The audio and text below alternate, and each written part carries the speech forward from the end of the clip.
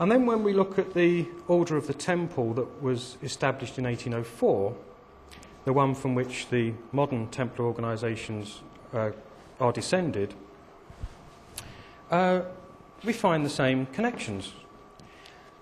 The same connections with Johannite tradition.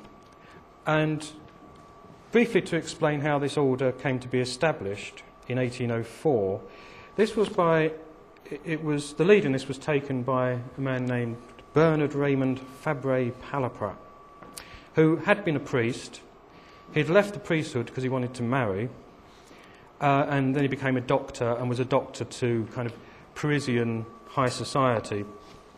And he claimed he had this document, this charter, thing called the L'arminius Charter, which gave him the authority to reconstitute the Order of the Temple. Because, according to this story, what had happened is that the last Grand Master of the medieval Templars, Jacques de Molay, before he was executed, had secretly passed on the Grand Mastership to one of the other members who escaped, and that the order had survived ever since. And each successive Grand Master had signed this charter to show the continuity. And then in 1705, there was a meeting in Versailles in which the Duke of Orleans, who was the regent of France then, had used this charter to kind of reinvigorate the order. It took on new members, most of whom were French aristocrats who were virtually wiped out during the French Revolution. And eventually only 4 quite junior members of this order survived, one of them being Fabre Palaprat. And after the dust had settled after the French Revolution, he decided it was time to bring the order back, so he announced it again, and they started taking on new members, and it began to flourish, and it's continued on to this day. The controversy is over this charter is, did it really go back to the last Grand Master of the medieval Templars, or was it, did Fabre Palaprat fake it? No one can be sure. There's no conclusive evidence that this charter is genuine. There's no conclusive evidence that it's fake. So, everyone has to make up their own mind. But Fabre Palaprat did something else. He didn't just revive the Order of the Temple, but he revived it specifically as a Johannite religious, with Johannite doctrines, because he claimed, based on the documentation that he said came from the medieval Templars, that the medieval Templars had been Johannite. So he set up his order to be a Johannite one, which is... and this nearly kind of destroyed the order before it really took off, because it kind of split the order apart. And eventually he lost the battle, because after he died, the leaders that took over the Order of the Temple totally rejected the Johannite doctrines and decreed that the order at that stage should be only open to Catholics. It's since been changed so it's open to Christians. And the way they looked at it was that although Fabre Palaprat was the real founder of the order and should be applauded for that, this thing about Johannites was a bit of a eccentricity, a bit of a folly of his, that it was all a bit embarrassing and should be forgotten about. And it had nothing to do with the Templars either in today or in 1804 or in the Middle Ages.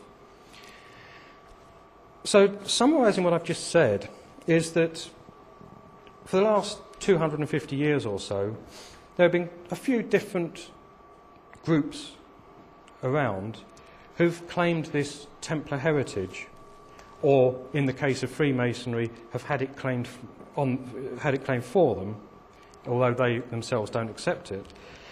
And in all these cases, we find there's this emphasis on John the Baptist, we find the Johannite tradition, for reasons that those groups either seem to have forgotten or that they just won't tell us.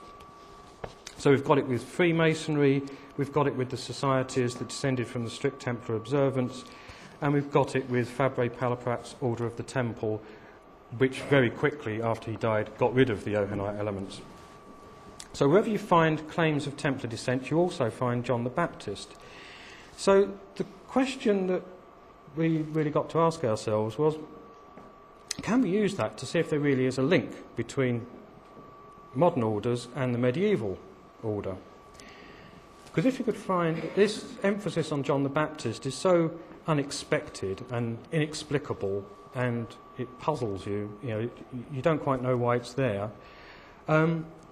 If the medieval Templars also had this thing, if they were part of the Johannite tradition, then that would just be too much of a coincidence and leads you to think there has to be a connection between the fairly recent orders and the medieval order. Fabre Palaprat, as I said, was said based on the records that he had, said the medieval order had been Johannite, but his records are suspect. On the other hand, there's an organisation whose records on the medieval Templars should be more reliable, which is the Vatican, because they suppressed the order and they should know why they were suppressing it, which makes it significant. In the middle of the 19th century, Pope Pius IX actually stated that the Templars had, in his word, been Johannite from the very beginning. And when you actually start to look at it, yes, the medieval Templars did have this veneration for John the Baptist. In the words of French researcher Michel Lamy, who's written an excellent book on the esoteric side of the Templars, but it's not been translated into English. But he says that, quotes, the Templars rendered a veritable cult to John the Baptist. A lot of their chapels and churches were dedicated to him, particularly in France.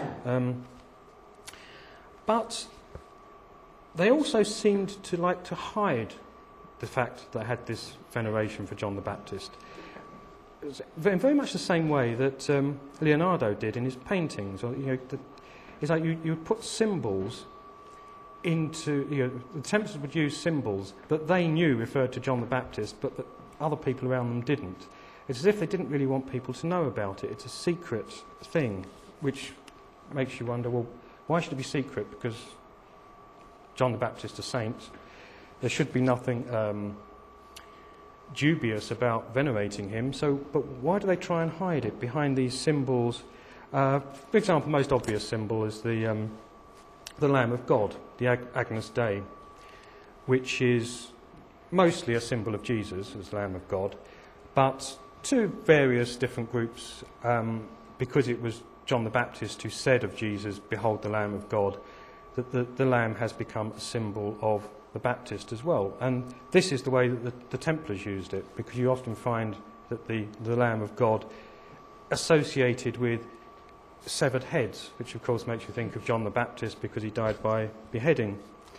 Interestingly, Leonardo da Vinci also used the Lamb of God in his paintings to represent John the Baptist. There's some pictures in the Shroud book that explain that.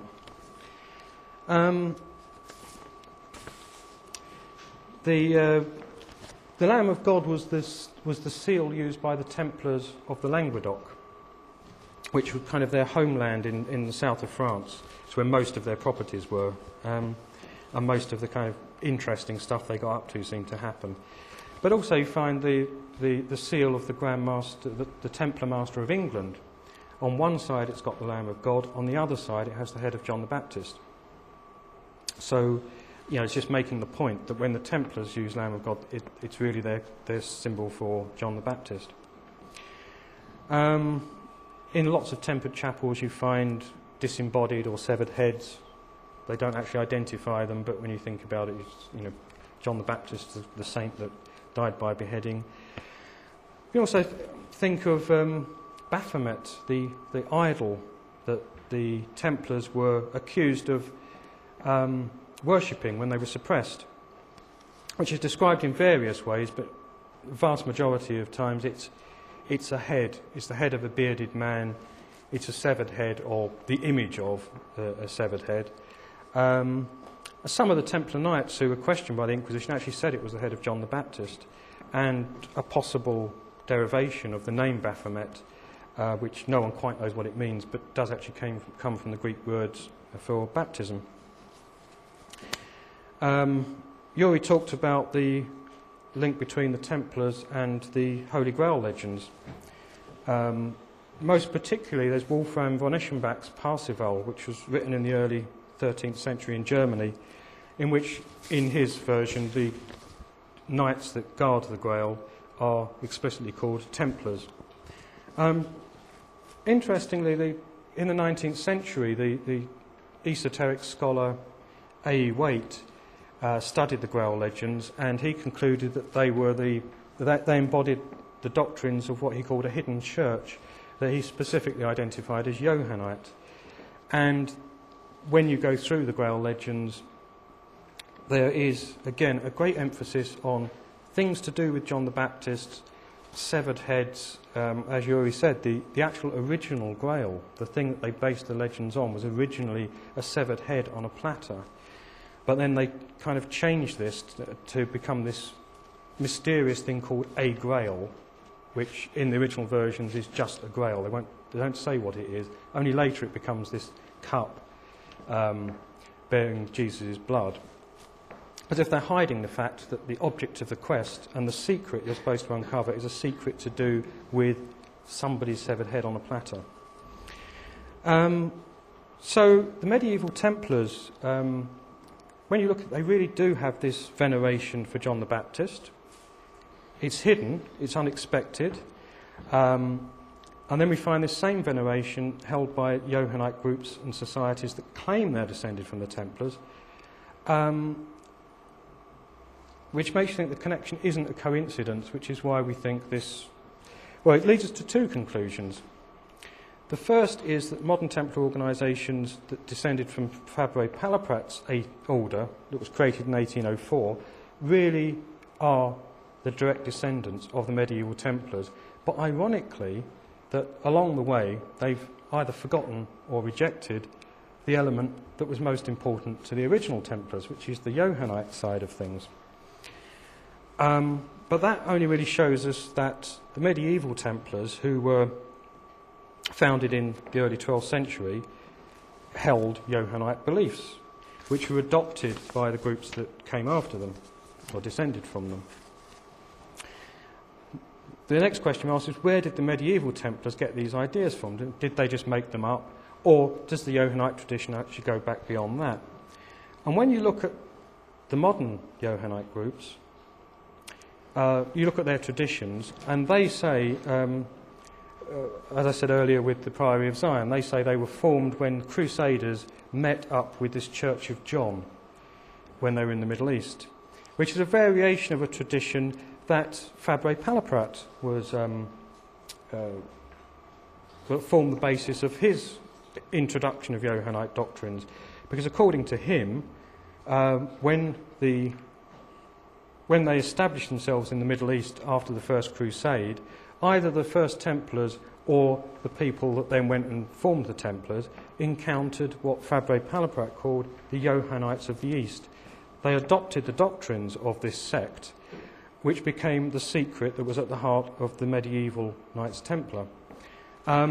So the next question, which is where I'll hand over to Lynn, is there any evidence that this really happened, that the original Templars did meet this sect, these Johannites of the East? Is it possible to identify them? Well, yes it is, and Lynn will do that, but we have to quickly change wires. So this